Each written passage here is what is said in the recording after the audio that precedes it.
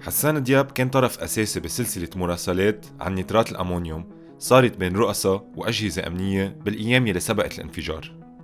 عرف عن النيترات مرتين مش مرة واحدة، وبالمرتين ما تصرف مثل ما لازم.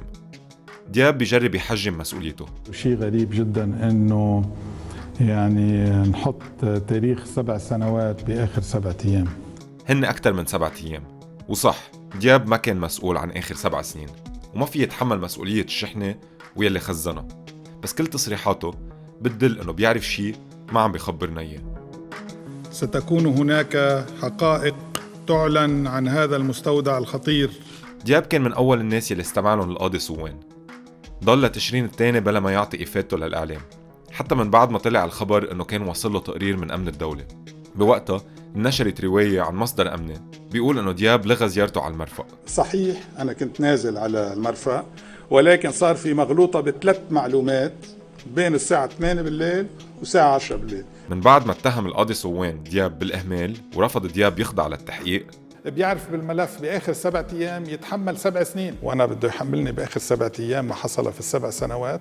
فواضح صارت إنه اتهام سياسي يعني.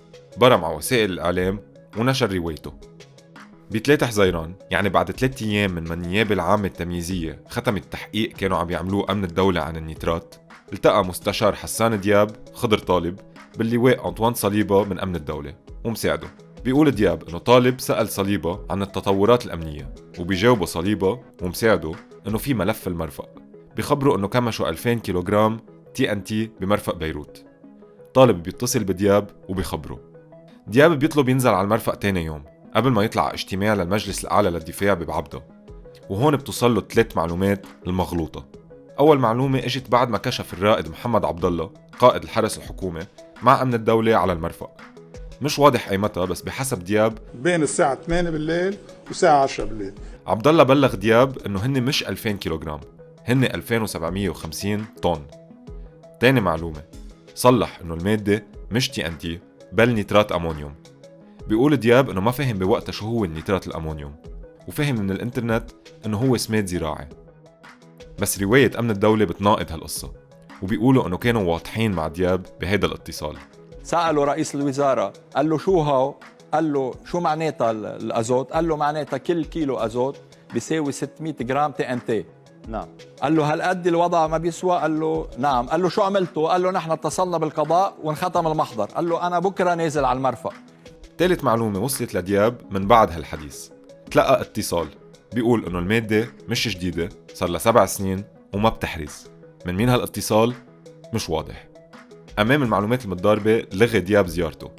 خلصوا الملف، عملوا التحقيق وبعتوا لي اياه بعد كم يوم، وبنزل على بينه بدل ما انزل ماني عارف على شو عم بنزل. تاني يوم الصبح ب4 حزيران انعقد اجتماع المجلس الأعلى للدفاع كرمال تمديد التعبئة العامة ل5 تموز وما نجيب سيرة المتفجرات، مع انه نزاد موضوع تاني على جدول الأعمال ما خصه بالكورونا. طلب دياب من عون استباء الشغب يلي معقول يصير بمظاهرة كانت منظمة ب6 الشهر، وحط 5 شروط للمتظاهرين. ب20 تموز طلع تقرير أمن الدولة مع رسائل من عند مدعي عام التمييز غسان عويدات بعد 6 أسابيع ونص من ما بلش الشغل عليه. وصل التقرير على السراي ب21 تموز، ومن بعد نهار تعقيم للكورونا وصل على مكتب رئيس الحكومة نهار 22 الشهر. بحسب رويترز تقرير واضح بأنه المتفجرات كافية لتدمر بيروت. انبعت نفس التقرير لعند رئيس الجمهورية، وما لي صلاحية اتعاطى بالمرفأ مباشرة. في تراتبية لازم تعرف واجباتها، وهؤلاء اللي كلهم كانوا على اطلاع. هالتبليغ مش أوامر. وبنفس النهار بعت المجلس الأعلى للدفاع بناء على طلب رئيس الوزراء رسائل عن النيترات لوزارة العدل ولوزارة الأشغال، بس الرسائل ما تعاطت مع الموضوع بشكل طارئ، وذكرت سفينة محملة نيترات مع أنه السفينة كانت اتغرقت بالمرفأ من سنة 2018. بيقولوا دياب وعون أنه أحالوا الملف على المجلس الأعلى للدفاع بعد 48 ساعة، بس بينكر هالشي أمين سر المجلس. يعني وصل لك التقرير من أمن الدولة مباشرة وليس من رئيس الجمهورية؟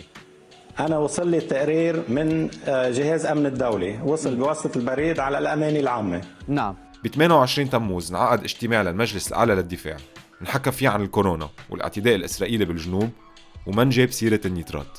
بسبب عطلة عيد الأضحى ما وصلت المكاتيب على الوزارات إلا ل4 آب الصبح بعد أسبوعين من استلام رئيس الحكومة التقرير. الرسائل وصلوا عن الوزارات المختصة بنفس النهار يلي ولعت فيه النار بالعنبر 12. إذا ما فهم حسان دياب خطورة النيترات أول مرة بحزيران، ليش ما تحرك تاني مرة بأواخر تموز؟ ومع أنه دياب وعون لاموا المجلس الأعلى للدفاع أنه ما حط الموضوع على جدول الأعمال، القانون الإداري واضح. رئيس المجلس الأعلى للدفاع هو رئيس الجمهورية، ونائب الرئيس هو رئيس الحكومة. لأنه فخامة الرئيس بيقول أنه التقرير اللي وصل له من أمن الدولة حول لك إيه؟ حوله للمجلس الأعلى للدفاع. مش أنا المجلس الأعلى للدفاع، المجلس الأعلى للدفاع معروف مين هو المجلس الأعلى للدفاع. يعني أحالوا الملف لنفسهم وما تحركوا، وبس يقولوا أنه ما نحط على جدول الأعمال، أصلاً هن ما حطوه على جدول الأعمال. يعني جوابهم هو تهرب من الجواب الحقيقي، لأنه اجتماعات المجلس الأعلى للدفاع كانوا يحضروها رؤساء الأجهزة الأمنية كلها، ومن ضمنهم أمن الدولة، وبحسب المراسلات والتقارير كلهم كانوا يعرفوا. وما كان المجلس الأعلى للدفاع الخيار الوحيد المتاح. رئيس الوزراء عنده الصلاحية يدعي لجلسة حكومة طارئة ويصدر قرار بيطلب من القوى العسكرية تتخلص من النيترات فوراً، ورئيس الجمهورية كمان، بس ولا واحد منهم استخدم هالصلاحية. بكانون الأول 2020 صرح دياب للسي ان ان انه يلي صار بالمرفق وتوقيته مريب، وانه في شي ما بيتفسر. هيدا تصريح رئيس حكومة قيد التحقيق، بدل ما يكون واضح وعم بيعطي معلومات موزونة قرر يجاوب بغموض وبتلميحات. كان في تواطؤ؟ ما بعرف إذا في تواطؤ، هيدي القضاء اللي بيحدد هالتفاصيل. لماذا رفضت قرار القاضي صوان؟ القاضي صوان حقق مع دياب، ما بنعرف شو كشف بالتحقيق، بس بنعرف انه صوان سمع منه اشياء كافية ليتهمه بالاهمال. واحتمى دياب بسعد الحريري، وكرمال السياسيين الباقيين المتهمين تبعد صوان عن الملف وتعين محله القاضي طارق البيطار. وقت أمن الدولة بيقولوا انه خبروه اكثر من مرة انه المواد خطرة وقابلة للتفجير، وقتها هو بيقول انه اجل النزلة على المرفق لانه اجاء اتصال، انه الموضوع مش حرزان. ووقتها هو والرئيس نيموا هيك ملف كان فيهم يسجلوا فيه انتصار ضخم على الفساد بجو انتفاضة شعبية على الفساد.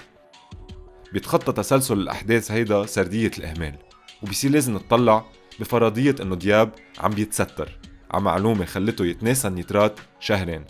ويمكن إذا عرفنا شو هي المعلومة فينا نفهم شو يلي عن جد صار بين 3 حزيران و4 آب.